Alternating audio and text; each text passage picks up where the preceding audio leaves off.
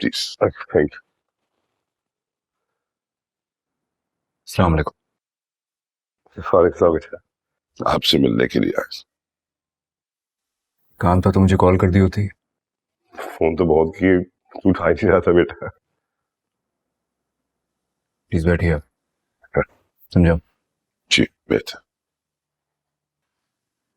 चाय लेंगे या कॉफी? नहीं नहीं बेटा, कोई तकल्लुफ ना करो।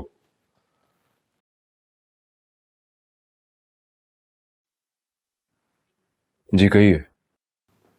वो बेटा जो तुम्हारे और बेटी के मामले में मामला चल रहे हैं ना, उसके बारे में बात करने आया था।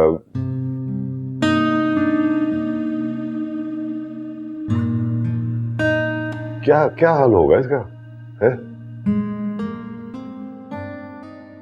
इसका हाल तो दुआ के पास होगा। आपने उससे नहीं पूछा? बेटा उसके पास हल होता ना, तुम्हारे पास क्यों आता? तुम क्या क्या चाहते हो बेटा, बताओ ना। मैं इस वक्त कोई बात नहीं करना चाहता, खास कर दुआ के बारे में तो कोई बात नहीं करना चाहता। आप मेरे बड़े हैं, यहाँ आए हैं, मैं आपकी बहुत इज्जत करता हूँ, लेकिन फिर भी मैं दुआ के बारे में कोई बात नहीं करना चाहूँगा। बेटा इस तरह तो मामला बहुत बिगड़ जाएंगे। तुम दोनों बैठ के कोई मसले का हल ढूंढ लो ना। मेरे पास तो कोई हल नहीं है, और जो कुछ मेरी आंखों ने देखा है उसके बाद बहुत मुश्किल से मैंने खुद को कोई सख्त फैसला लेने से रोका है। कोई हल तो होगा बेटा, हो सकता है तुझे गलतफहमी हुई हो। इसीलिए आपसे कह रहा हूं कि मुझे थोड़ा वक्त दीजिए, मुझे सोचने के लिए थोड़ा वक्त चाहिए। मैं कोई फैसला लूंगा तो आपको इत्तला जरूर कर दूंगा।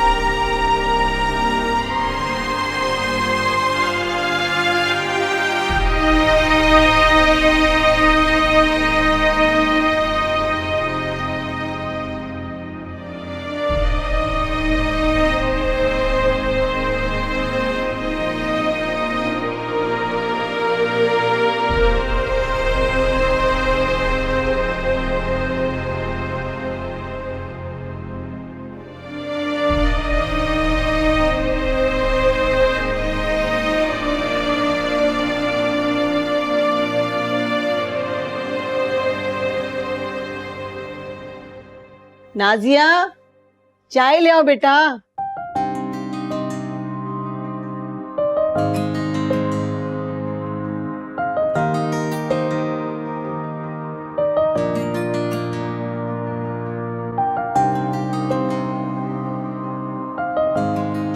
अस्सलाम वालेकुम। ये वक्त है शरीफ घरों में बहू बेटियों के उठने का? अम्मी वो आंखें नहीं खुली तो आप लोगों में से कोई उठा देता है, खटखटा देता है, ऐसी कोई बात तो नहीं थी? जवान बहनों के होते हुए जब तुम्हें ही शर्म नहीं आई तो हम भी शर्मी कैसे दिखाते?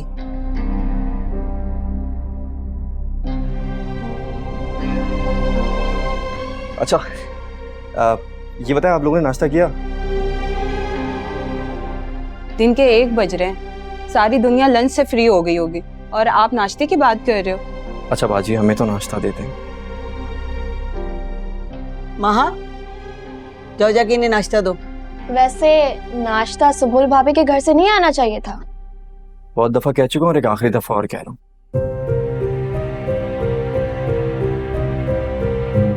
मैं सुम्बुल के घर वालों को सख्ती से मना कर दिया है कोई भी फजूल रस्में करने का। और तुम छोटी हो ना, छोटी बन के रहा करो, ज्यादा नहीं बोला करो। अच्छा, ये तो तुमने बहुत अच्छा किया। जहेज तुमने लिया नहीं, अंगूठी तुम्हें मिली नहीं और नाश्ते का तुमने मना कर दिया। मतलब सारी फेवर अपनी बीवी के घर वालों को दे दी। अगर ऐसा ही करना था तो फिर खाते पीते घर में रिश्ता करने की क्या जरूरत थी? भाई हमें किसी शेल्टर होम ले जाते, किसी यतीम मस्कीन लड़की से मैं तुम्हारा निकाह करवा देती। कम से कम हमारा दिल तो ना जलता ना। अम्मी, क्या अम्मी? ठीक कह रही हूं मैं। बाजी प्लीज आप ही नाश्ता दे दो। अच्छा ठीक है। तुम जाओ, कमरे में नाश्ता हो जाएगा। सुनो, ध्यान रहे, कल से सब साथ नाश्ता करेंगे। जल्दी उठ जाना। जी अम्मी, वो रुखसती के टाइम पे इतनी देर हो गई ना, इसलिए आँख नहीं खुली। तो बीबी हम भी तो रुखसती में तुम्हारे ही साथ थे, हमें भी देर हो गई थी, लेकिन हम तो सुबह फजर की अजान के साथ ही उठ गए। और यही तरबियत मैंने अपनी बच्चियों को भी दी है।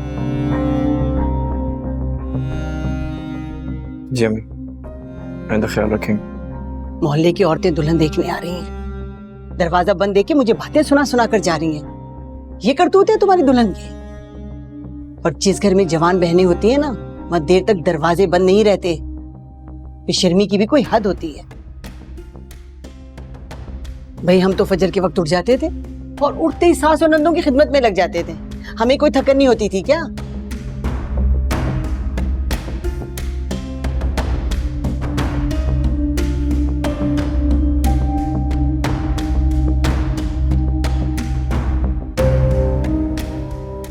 तेवर देखे तुमने इसके?